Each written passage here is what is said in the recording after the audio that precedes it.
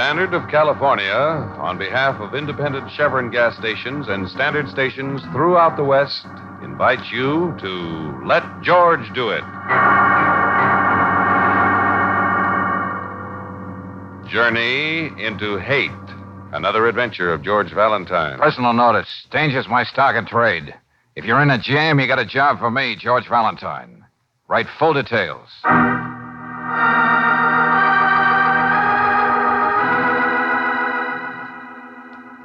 Dear Mr. Valentine, some dreadful shadow has come over my sister's life.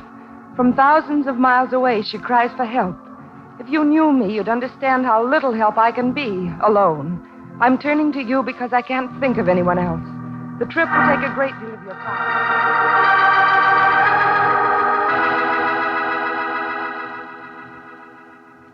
Great deal of your time and may even prove fruitless. But I can assure you I'll make it worth your while. And it's signed, Janice Gibson. I wonder what kind of letters we'd get, Angel, if our ad didn't say write full details. I'd hate to think probably communiques in Morse code. But Janice here doesn't sound like she's in a mental state for details. Here, let me see that letter. Here. Maybe I can get something out of her over the phone. Thousands of miles away. Wonder in what direction.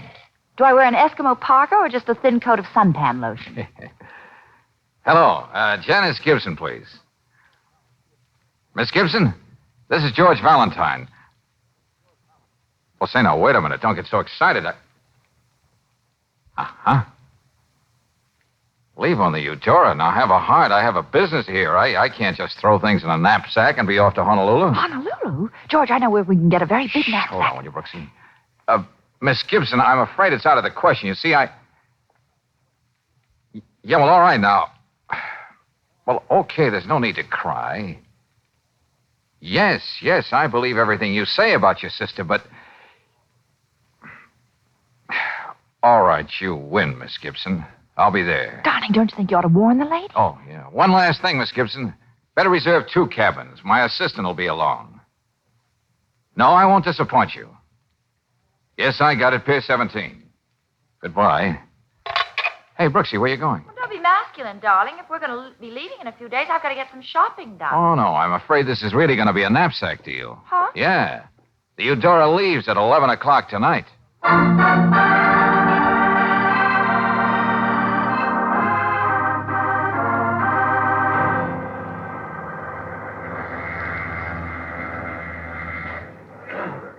Oh, Stewart, Yes, sir. which way is stateroom 209? Straight down that corridor, sir. He's going to take an ocean voyage to rest up after this mad rush. Just 1 minute, sir. Huh? Yeah? I'm the ship's doctor, sir. I just heard you ask about 209. Friends of Miss Gibson's?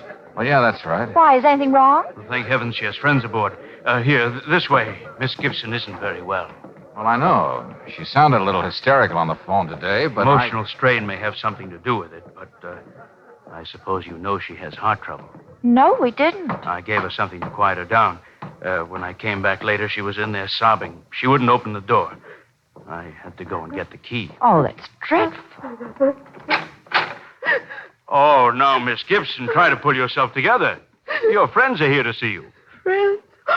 Oh, Mr. Valentine. Sure. We made a deal, didn't we? Oh, it was getting late. I was so frightened. I thought you'd changed your mind. Well, we're here now, and there's nothing to worry about. I'm Miss Brooks. Oh, I'll be all right now, Doctor. I'm sure you will.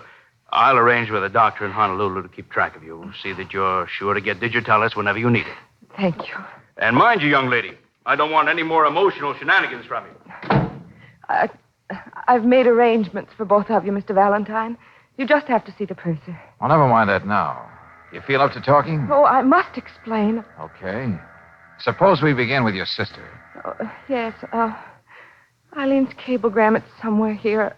Yes, in my purse. Oh, don't get up. It's right here on the table. Eileen is my twin sister. We haven't seen each other in 4 years. I see. She went on a holiday to Hawaii and married an artist named Marcel Millet. They bought a tiny island not far from Honolulu, and they've lived there ever since. I think this is the cable. Well, let's see, Brooksy.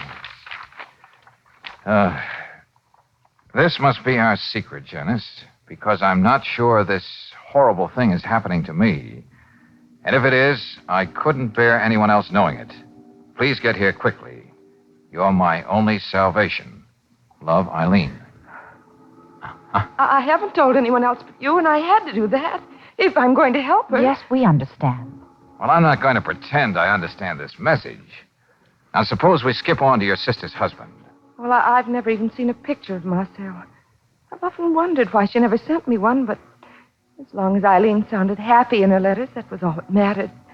And then this cable, it's so strange, and it's not like Eileen. She was always the strong one, never hysterical. Well, now, Janice, I think maybe you ought to rest. People always wondered about that difference in us, since we are identical twins. Oh, Mr. Valentine. Okay. We'll have days to talk about all this. Good night, Janice.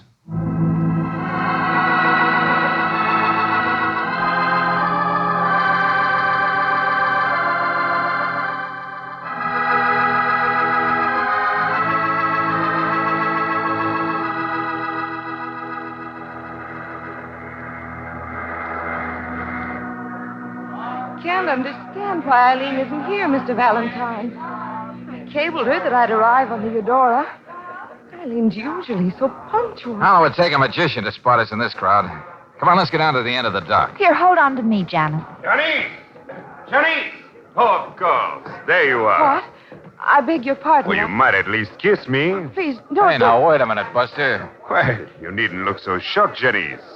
I know I'm not the handsome specimen you probably expected, but you might try to bring yourself to kiss your brother-in-law. Marcel? What's that? But don't be so taken aback, my dear.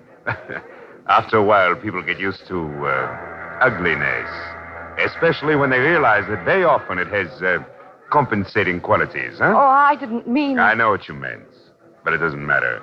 I must say it was the easiest thing for me to spot you. You look exactly like Eileen. It's uncanny. Oh, come along. I'll have someone take care of your baggage. Huh? I hope you don't mind, Marcel, but I brought 2 friends along.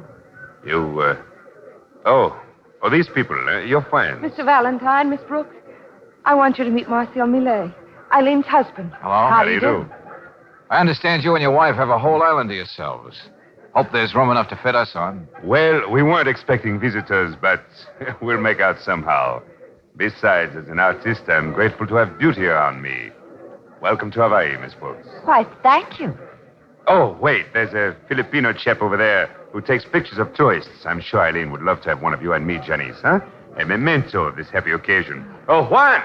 Over here, quickly. Where is Eileen? How is she? Oh, she's waiting for you on the island. Wants everything to be just right for her Very sister. nice picture. Yes, sir. How many, please, Mr. Millet? Oh, half a dozen, Juan. Just you and I, my dear, huh?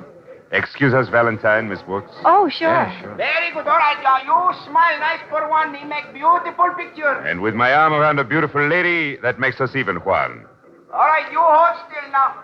There. Oh, that's fine. Very nice, sir. Couldn't we hurry, Marcel? Oh, immediately. Hold on, very soon.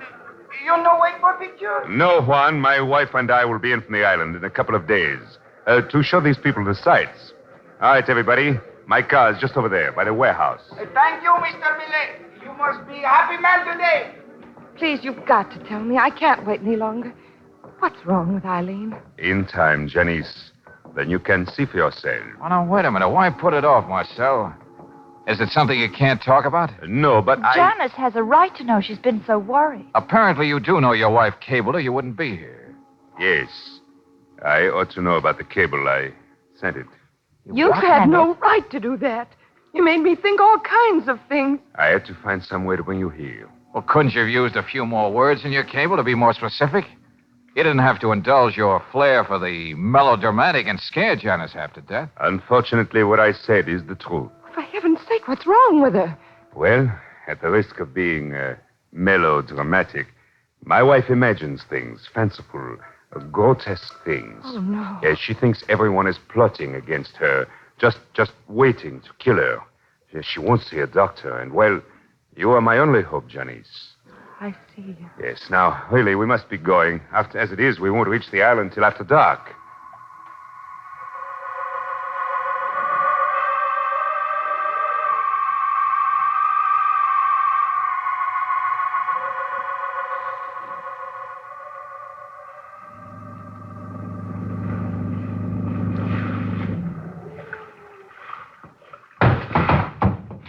Easy now. You can't see a thing when the landing light's off. Okay, you better go first, Janice. All right.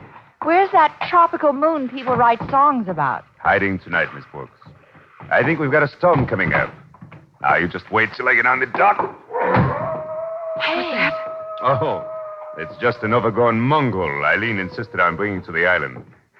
Lord knows we don't need any protection. There's just the two of us. I should say you'd welcome the company. So I must admit he's devoted to my wife. But I'd prefer if he kept tied up. He's a vicious beast. Oh, the house is right up here. Oh, George. Oh, now what's wrong with her? You can't mean that's Eileen. I think I saw her run around that side of the house. Well, Marcel, don't just stand there. Well, if she intends to hide, as she usually does, we'll never find her till morning. But we've got to do something. Valentine, there's a flashlight on the porch in the back. You and Miss Brooks can look for her out there near the cliffs. Okay. You come with me, Johnny, son. But first I want to tie this animal up. Brooksy, no matter what Millet says, the first thing we're going to do is get a light on in that house. Now, you do that, and I'll go around and get the flash. Oh, couldn't we kind of do those things together? No time, Angel. I'll make it snappy. Oh, golly.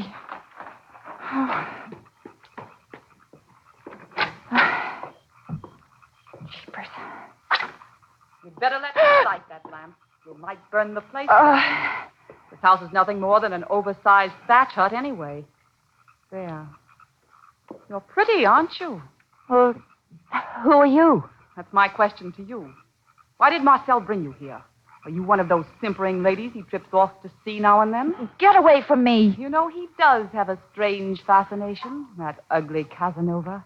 And if I thought you and he I'd were... hate to haul off and hit a stranger, but I could force myself. Better listen to her, sister. What? The young lady's quite capable of taking care of herself. Yeah. Looks as though Marcel's decided to turn this place into a resort. Now, look, I've been fumbling around in the dark long enough. Since you're not Eileen Millet, who are you? How did you get here? Miriam Denton's the name. House guest, model. Lately, I've turned into a nurse for Marcel's mad wife. If you want to know anything else about me, ask him. Well, George, what are we going to do? Well, right now, Angel, we're going down to the boat landing and get my gun out of the luggage.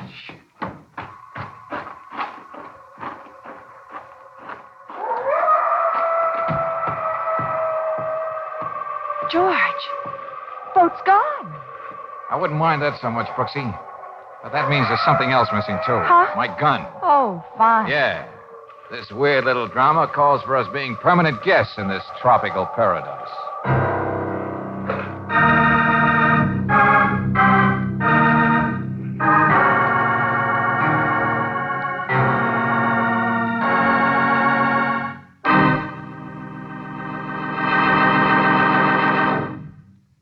We'll return to tonight's adventure of George Valentine in just a moment.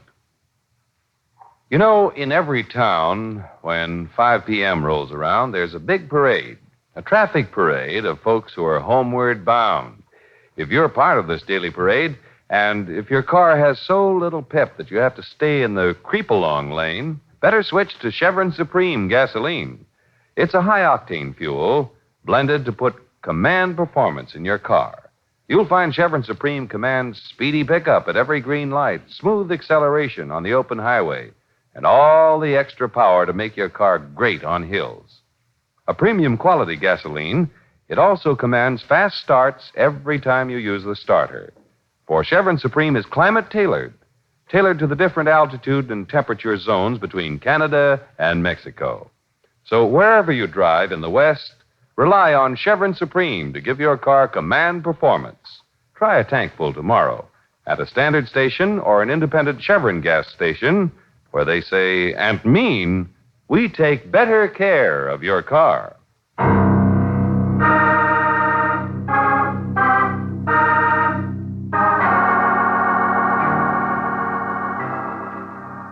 And now, back to tonight's adventure of George Valentine. In answer to her twin sister's plea, Janice Gibson comes to you with a strange assignment, namely to travel thousands of miles to a tiny island just off Honolulu. If you have George Valentine's keen instinct, something about the whole journey bothers you. You see how right you were when you arrive at the island and hear a piercing scream in the night.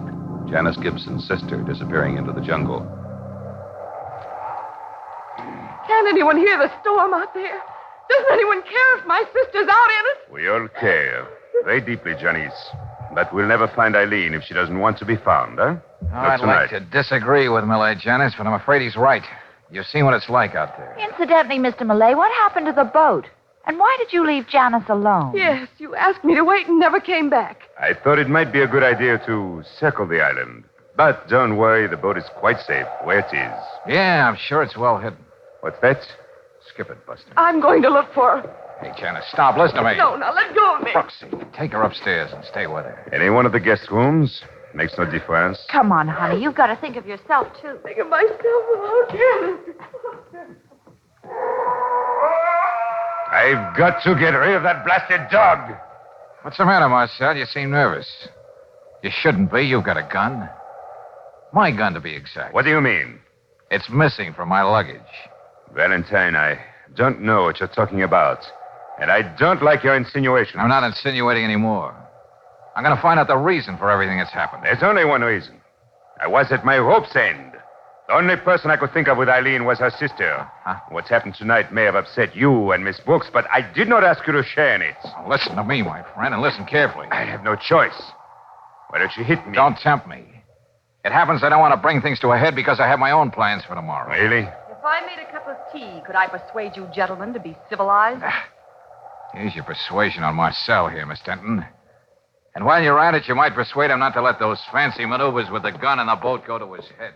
Marcel, what are you waiting for? I didn't expect her to bring those people. It changes our plans. But he suspects Do you something. think I'm a fool? I know that. But I've got to have a chance to think. You wouldn't stop to think if you really loved me. You do, don't you? What a woman. Love and murder in the same breath. I told you, Miriam, give me a chance to think.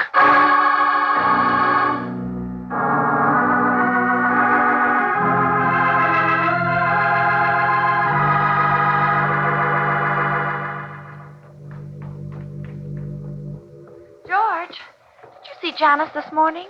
No, Brooksy, I thought she was still upstairs with you. Well, I left her for a few minutes, but when I came back, she wasn't there. Oh, I thought you knew, Mr. Valentine. You what? Miss Gibson went out with Marcel.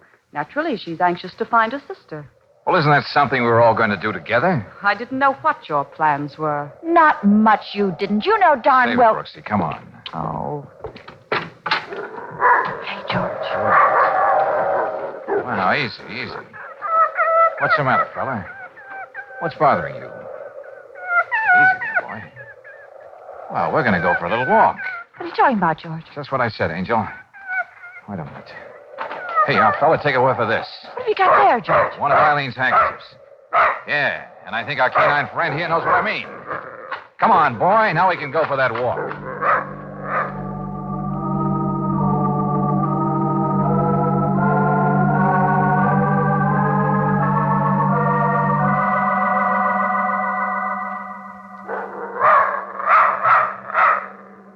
George, he keeps coming back to this spot. Yeah, I know. But there's nothing here but the beach. Wait a minute, hold it. There seems to be some kind of a cave in the side of this tomb. Yeah, that's where he wants to go. Look at him. Here, hold him, Angel. Okay. While I see if I can tear away some of these vines. George, I don't know if I can hold it. It'll just be a minute. I want to see if... What is it? Oh, good Lord. No, Brooksy, stay where you are. Yeah, if this dog will only let me. Give me, I'll take him. But don't go in there. George, is it... Eileen. A bullet in her head. Oh, no. But, George, last night she was alive, off somewhere by herself. Nobody could even find her. That's where we were all wrong. Last night, Eileen was already dead. But we heard her scream. That was Miriam who put on that little act. She was also the shadow we saw disappear around the side of the house. Oh. Well, what does Marcel expect to gain by all this? He's probably turning that over in his mind right now. And that's why we have to find him and Janice before he has a chance to make another move.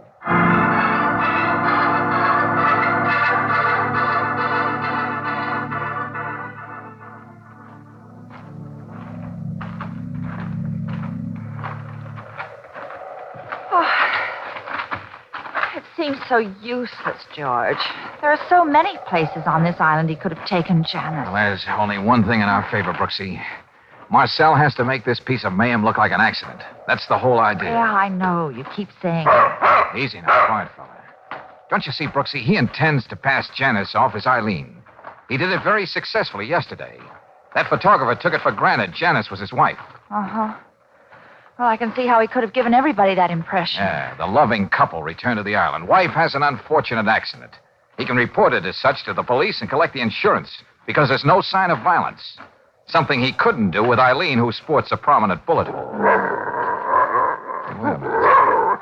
Wonder what's eating him. George! Hey, up there on that cliff. Yeah, Brooksy, come on. Oh, golly, George. Okay, Malay. See if you got an answer for this. All right, fella, go get him. Yes, I've got an answer. I've been waiting a long time to do this. Don't stand there, Janice. Come down here. Come in. You kill us all. Oh, Mr. Rose. Here, Brooksy, you take care of him. Okay. I want to see what he intends to do next. Claire, he told me about Eileen. Yes, I know, honey.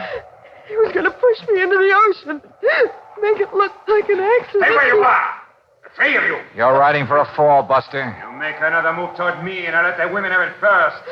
You know I have no compunction about it either. Yeah, I know. You're a brave boy when it comes to shooting dogs and women. Keep him away from me. Oh, please. Don't, please. Janice, don't. Once more, your intrusion interfere with my plans, Valentine. It breaks my heart. I suppose the best way to do it, after all, is to get rid of the three of you at once. I think we're going to have another little storm tonight. It's the time of year, you know. We can do without the weather report. Oh, yes. The story will go something like this. Despite my urgent pleas, the three of you insisted on taking the boat out into the storm. Aren't you satisfied you killed my sister? What else do you want? Of course, I shall be interested in recovering the body of only one of the foolhardy trio.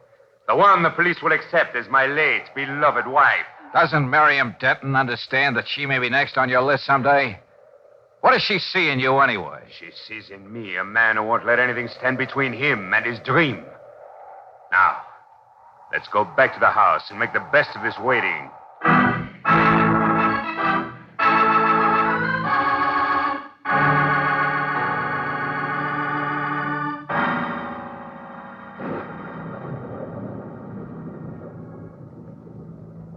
Oh, for heaven's sake, Marcel, get this over with. In a few minutes, I think we can be ready.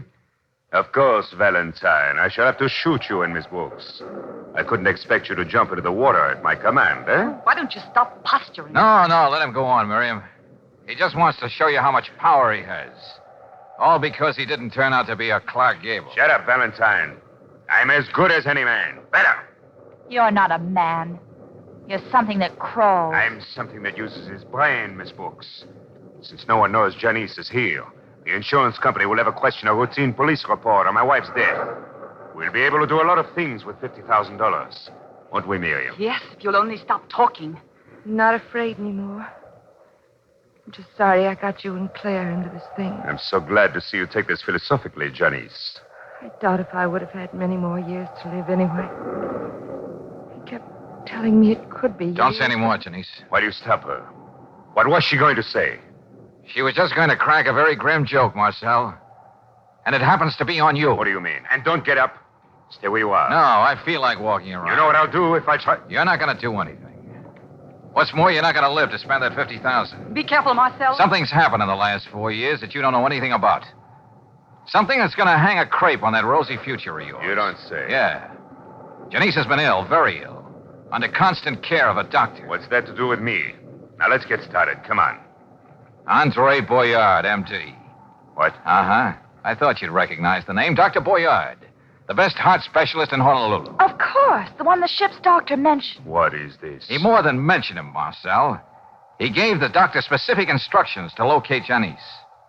Very soon now, he'll do just that. You're lying. And the picture you were so anxious to have taken, it'll only prove that it was Eileen's twin sister who arrived. Miriam, you heard what he said.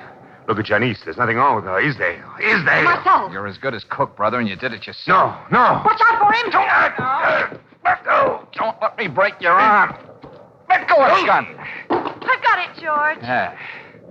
Well, Marcel, what is it now that stands between the man and his dream?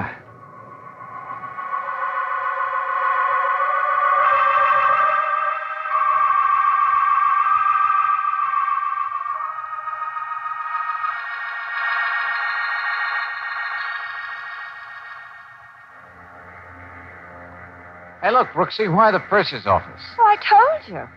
friend of mine wanted me to inquire about a honeymoon cruise on the Eudora. Honeymoon cruise, huh? Mm-hmm. Friend, huh? What friend? Oh, you wouldn't know him. But he has nice, broad shoulders, just about your height. Uh-huh.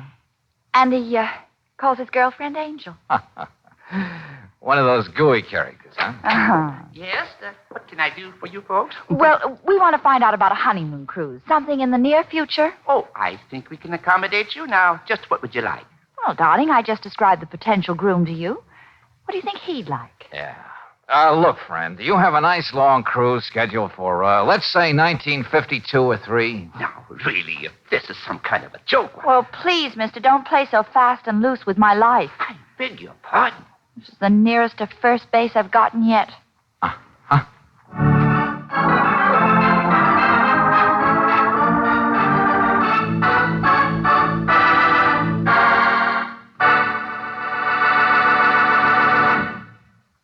I think everyone will agree that cutting down the cost of car operation is an economy step in the right direction. And if there's anyone who hears more about budgeting and economizing than a grocer, who is he? Mr. J.W. Hogan of 301 H Street, Bakersfield, California, is a grocer, and here's his statement about RPM motor oil. Quote, I must confess I don't know much about a car, but there's one thing I'm sure of. I haven't had to spend 1 cent for repairs since I started using RPM motor oil in 1945. And thousands of other users of RPM, folks in all walks of life, have had the same success with this premium motor oil. For RPM is specially compounded to keep your car's engine clean, to fight off internal rust and corrosion, to keep cylinder walls cool when engine temperatures get hottest. So for protection you trust and the finest wear-saving lubrication, give your car a break by giving it RPM motor oil. Ask for it at independent Chevron gas stations and at standard stations where they say and mean, we take better care of your car.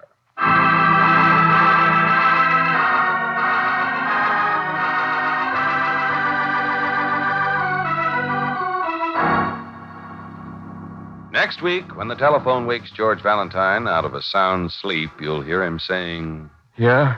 George, wake up. Huh? We got a letter this morning you're going to love. Harger is right in the middle of it. Huh? Harger? Yeah. Oh, I hope it's something big. I'd like to nail him good. Well, if you can, it will be good. Meet me at Molly's Cafe, 12 sharp. Yeah, got it. Hey, you know, Angel, I was just thinking, how nice it'd be to have your dulcet voice wake me up every morning. Oh, well, I got news for you, Mr. Valentine. That could be arranged.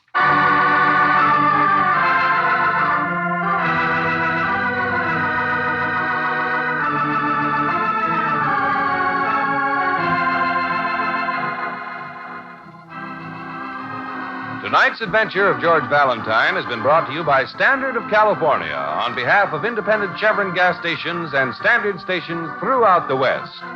Let George Do It stars Robert Bailey as George with Frances Robinson as Claire. Tonight's story was written by David Victor and Herbert Little, Jr. and directed by Don Clark.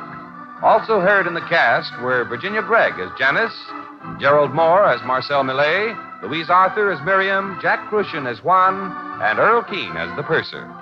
The music is composed and presented by Eddie Dunstetter. Your announcer, John Heaston. Listen again next week, same time, same station, to Let George Do It.